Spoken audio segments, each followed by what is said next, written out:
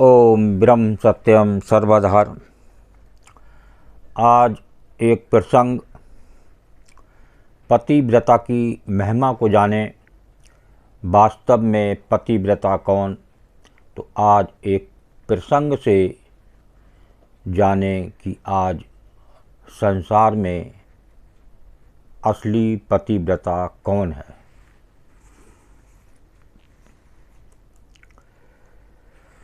सुलोचना वासुकी नाग की पुत्री और लंका के राजा रावण के पुत्र मेघनाद की पत्नी थी।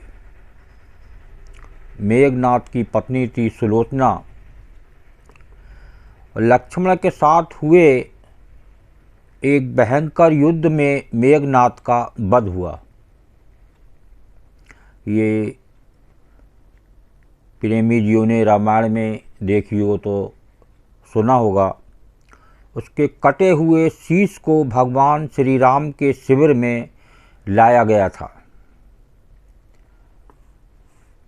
अपने पति की मृत्यु का समाचार पाकर सुलोचना ने अपने ससुर रावण से राम के पास जाकर पति का शीश लाने की प्रार्थना की। देखिए, जब सुलोचना ने अपने ससुर रावण से राम के पास जाकर पति का शीश लाने की प्रार्थना की, तो देखिए आगे क्या बता रहे हैं। किंतु रावण इसके लिए तैयार नहीं हुआ।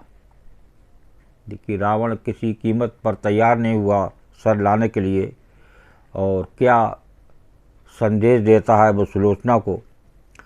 उसने सुलोचना से कहा कि वो स्वयं राम के पास जाकर मेघनाद का शीश ले आ गए। क्योंकि राम पुरुषोत्तम है, इसलिए उसके पास जाने से तुम्हें किसी भी प्रकार का भय नहीं करना चाहिए। रावण के महापराक्रमी पुत्र इंद्रजीत यानी मेघनाद का वध करने की प्रतिज्ञा लेकर लक्ष्मण जिस समय युद्ध भूमि में जाने के लिए प्रस्तुत हुए, तब राम उनसे कहते हैं, लक्ष्मण, रण में जाकर तुम अपनी वीरता और रण कौशल से रावण पुत्र मेघनाद का वध कर दोगे, इसमें मुझे कोई संदेह नहीं है। परंतु एक बात का विशेष ध्यान रखना कि मेघनाद का मस्तक भूमि पर किसी भी प्रकार ना गिरे। देखिए, ये क्यों लक्ष्मण से ऐसा कहा कि सिर जो मस्तक कटे वो जमीन पर ना गिरे। क्योंकि मेघनाद एक नारी व्रत का पालक है और उसकी पत्नी परम पतिव्रता है। देखिए, परम पतिव्रता बता रहे हैं इस प्रसंग में।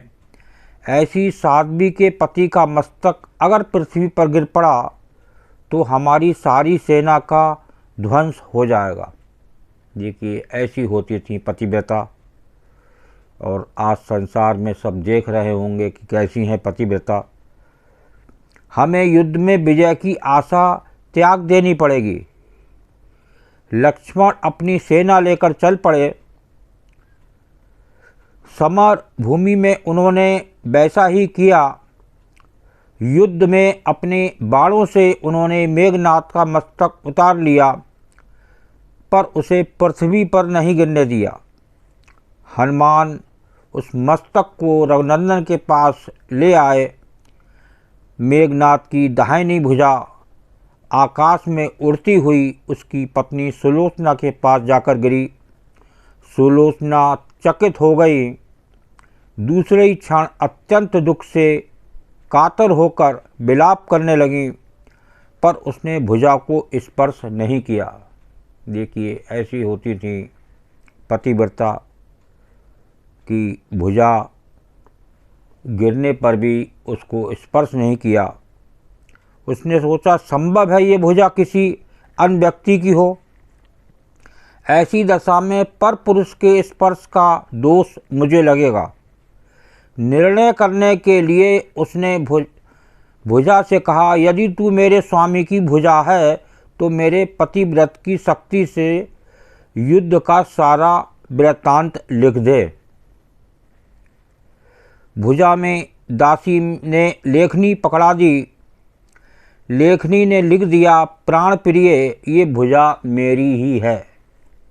युद्ध भूमि में राम के भाई लक्ष्मण से मेरा युद्ध हुआ। लक्ष्मण कई वर्षों से पत्नी अन्न और निद्रा छोड़ रखी है। वे तेजस्वी तथा समस्त दैवी गुणों से संपन्न हैं। संग्राम में उनके साथ मेरी एक नहीं चली। अंत में उन्हीं के बाणों से विद्ध होने से मेरा प्राणांत हो गया। मेरा शीश श्री राम के पास है। पति की भुजा लिखित पंक्तियां पढ़ते ही सुलोचना व्याकुल हो गई। पुत्र वधू के विलाप को सुनकर लंकापति रावण ने जाकर कहा, शोक ना कर पुत्री, प्रातः होते ही सहस्त्रों मस्तक मेरे बाणों से कट कट कर पृथ्वी पर लौट जाएंगे। मैं रक्त की नदियाँ बहा दूंगा। करुण चीत्कार करती हुई सुलोचना बोली, पर इससे मेरा क्या लाभ होगा पिताजी? सहस्त्रों नहीं करोड़ों शीश भी मेरे स्वामी के शीश के अभाव की पूर्ति नहीं कर सकेंगे। सुलोचना ने निश्चय किया कि मुझे अब सती हो जाना चाहिए, किंतु पति का शव तो राम दल में पड़ा हुआ था, फिर वो कैसे सती होती? तब उसने ससुर रावण से उसने अपना अभिप्राय कहकर अपने पति का शव मंगवाने के लिए कहा। तब रावण ने उत्तर दिया, देवी तुम स्वयं ही रामदल में जाकर अपने पति का शव प्राप्त करो। जिस समाज में बाल ब्रह्मचारी हनुमान, परम जितेंद्रिय लक्ष्मण तथा एक पत्नी व्रती भगवान श्री राम विद्यमान हैं, उस समाज में तुम्हें जाने से डरना नहीं चाहिए। मुझे विश्वास है कि इन स्तुल्य महापुरुषों के द्वारा तुम निराश नहीं लौटाई जाओगी। देखिए, ये है पतिव्रता की महिमा। तो आज आपने पतिव्रता की महिमा को जाना। आज संसार में देखिए कि शायद ही कोई ऐसी पतिव्रता मिले, नहीं तो सब इस आकलन करें महिलाएं, क्या वास्तव में मैं ऐसी पतिव्रता हूँ? जबकि पतिव्रता का दृष्टांत एक प्रसंग आपने श्रवण किया और ऐसी होती थी पहले, और हम लोगों को देखना चाहिए कि ये जो प्रसंग था ये उस समय का प्रसंग था जब युद्ध चल रहा था, और लंका में जहाँ असुर रहते हैं वहाँ ऐसी सुलोचना जो कि पतिव्रता थी, ये उसी की महिमा का प्रसंग है। तो इसको शेयर करें और जानें, एक आकलन करें एक कि स्त्रियां कि वास्तव में असली पतिव्रता कौन। ओम ब्रह्म सत्यम सर्वदा। दास का प्रसंग अच्छा लगा हो तो ज़रूर शेयर करें, ताकि और भी लोग इसका आनंद ले सकें और असली पतिव्रता को जान सकें। ओम ब्रह्म सत्यम सर्वदा।